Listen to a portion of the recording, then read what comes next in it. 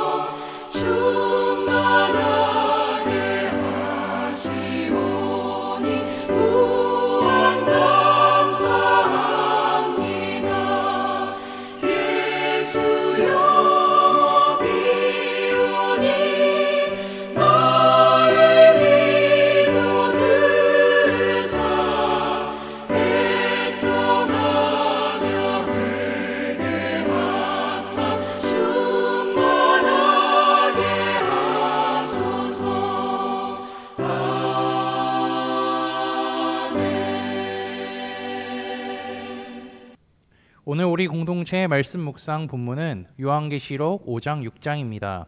그중 5장 1절에서 14절까지 봉독하고 말씀을 나누도록 하겠습니다.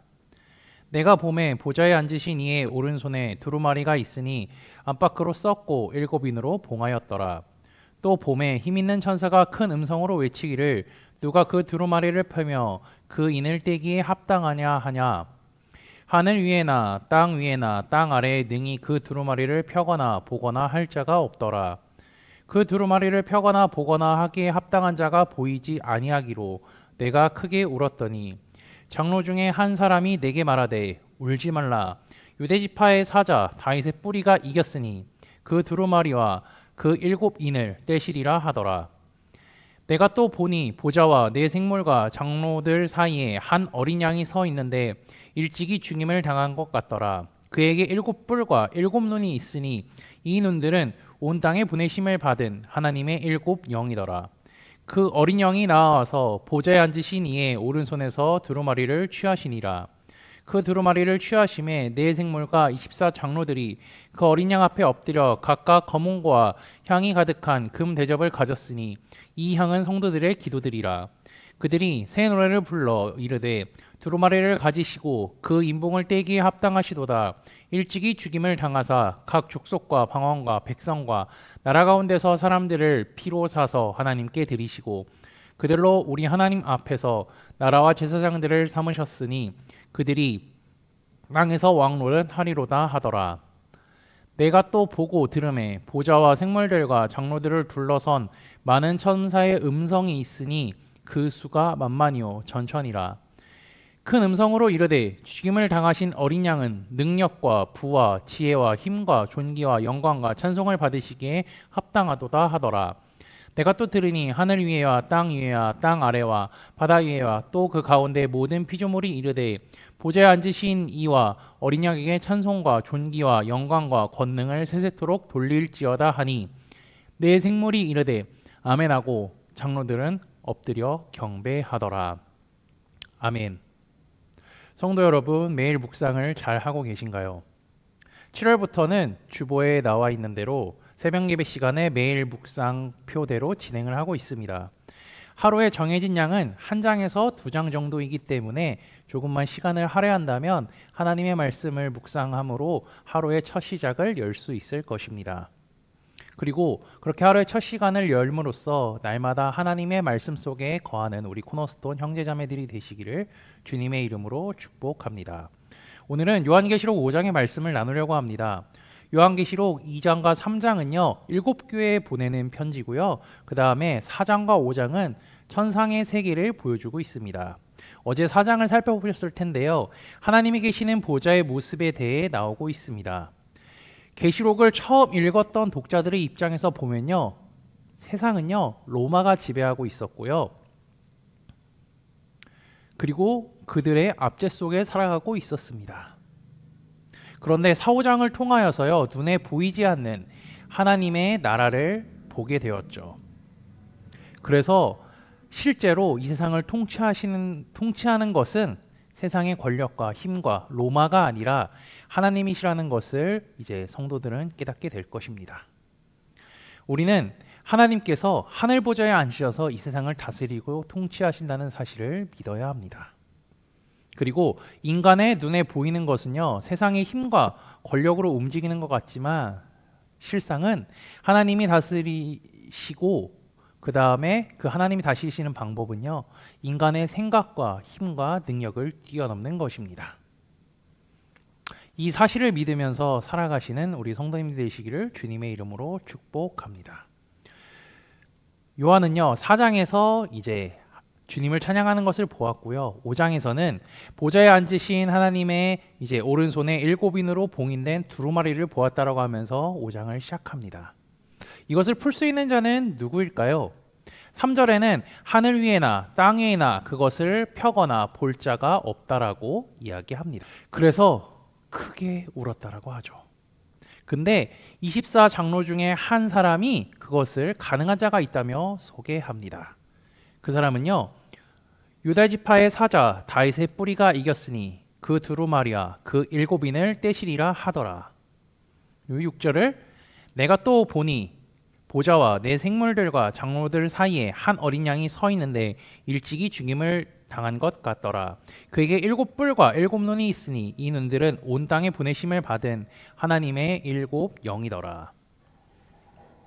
유다 지파의 사자 그리고 다윗의 뿌리 이것은요 구약에서부터 예수님을 지칭하는 표현입니다. 게다가 유다 지파의 사자 이 사자라는 표현은요 절대적인 힘이 있는 것을 말하죠. 그런데 그 절대적인 힘이 있는 주님께서 어린 양으로 이제 약자가 되어서 십자가에 못 박혀 죽으셨습니다. 어리신 양이신 예수님께서 그 두루마리를 이제 취한다고 하죠. 그러자 내 생물과 24 장로들이 예수님을 찬양합니다. 찬양의 내용은 9절부터 14절에 이어지죠. 이들이 예수님 앞에 나와서 찬양합니다. 우리가 새벽마다 주일마다 주님께 찬양하는 것처럼 말이죠. 이들이 주님께 찬양하는 내용을 보면요, 성도들이 예배를 드려야 하는 이유와 목적에 대해서 기억하게 하죠. 예수님께서 십자가에서 흘리신 피로 말미암아 우리가 하나님의 자녀가 되었고요, 왕 같은 제사장이 되었다는 것입니다. 그리고 둘째는 12절을 보면 나와 있는데요, 12절을 보면 죽임당하신 어린 양 예수님께서 존귀와 찬양과 영광을 받으시기에 합당하신 분이라는 겁니다. 그리고 셋째는 13절에 보면 주님께 찬양과 경배를 한 번, 두 번만 하고 끝나는 것이 아니라 어떻게 해야 되죠? 영원토록, 세세토록 해야 한다고 합니다. 요한계시록 5장의 내용을 살펴보면요, 우리가 믿는, 우리가 받아들이고 믿은 복음에 대해서 다시 한번 생각하게 합니다. 어린 양이신 예수님께서 십자가에서 피 흘리심으로 말미암아 우리가 하나님의 자녀가 되었기에 평생 주님께, 하나님께 찬양과 경배하는 삶을 살아야 하죠. 예수님께서 우리의 죄를 대신해서 십자가에 달려 죽으시고 부활하셨습니다. 그 주님이 하나님께서 일곱원으로 봉한 두루마리를 풀고 있죠. 그렇게 찬양받기 합당하신 분입니다.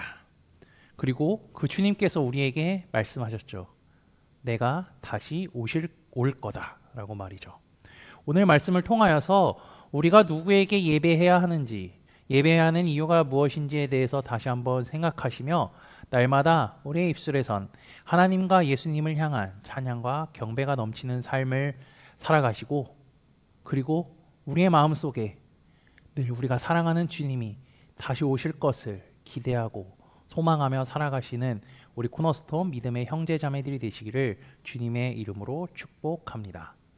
다 함께 찬송가 195장 찬양하시겠습니다.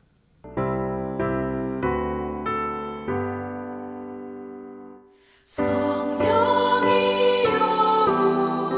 우리 찬송 부를 때 진심으로 찬양하게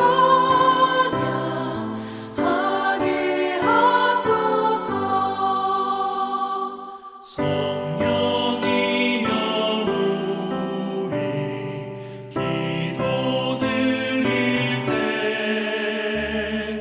우리 곁에 계셔 일러주소서. 성령이여 우리 성경 읽을 때 그 속에서 빛을 보게 하소서. 성령이여 우리 전도할 때에 지혜로운 말씀 주시옵소서. 성령이여 우리 겸손해져서 우리 주와 같이 되게 하소서. 아멘. 다 함께 기도하시겠습니다. 오늘 하루도 하나님께 예배할 수 있게 하심에 감사합니다. 날마다 하나님의 말씀을 읽고 묵상하게 하시고 하나님의 약속의 말씀이 이루어졌던 것을 기억하며 지금도, 현재도, 앞으로도 그 약속을 이루실 주님의 말씀을 기억하며 살아가게 인도하여 주옵소서. 지난주의 말씀을 기억하며 기도합니다. 예루살렘 성읍에서의 고난과 죽음은 인간을 향한 사랑이었음을 깨닫게 하시니 감사합니다. 예루살렘 성읍은 구원의 길을 만드신 하나님의 사랑이 나타난 곳이며 예수 그리스도로 인해 하나님과 인간의 막힌 담을 헐었던 곳임을 기억하게 하시고 주님의 죽으심을 통해 하나님과 나와의 죄로 막힌 담이 허물어지게 되었음을 기억하고 그 놀라운 사건이 있었던 곳이 예루살렘임을 우리가 생각하게 하여 그곳을 위해 기도하는 우리가 되게 하옵소서. 요한이 환상을 통해 하나님의 우편에 있는 일곱 원으로 봉인된 두루마리를 풀 자는 오직 예수 그리스도밖에 없음과 그 예수님을 찬양하는 것을 보았습니다. 그들이 인간의 죄를 위해 피를 흘리시고 죽으시고 부활하신 주님을 찬양했습니다. 우리가 주님께 예배해야 하는 이유와 목적에 대해 깨달아서 날마다 주님께 찬양과 경배를 드리며 다시 오실 주님을 소망하며 살아가게 인도하여 주옵소서. 예수 그리스도의 이름으로 기도합니다. 아멘. 이 시간 합심으로 기도할 제목들을 나눕니다.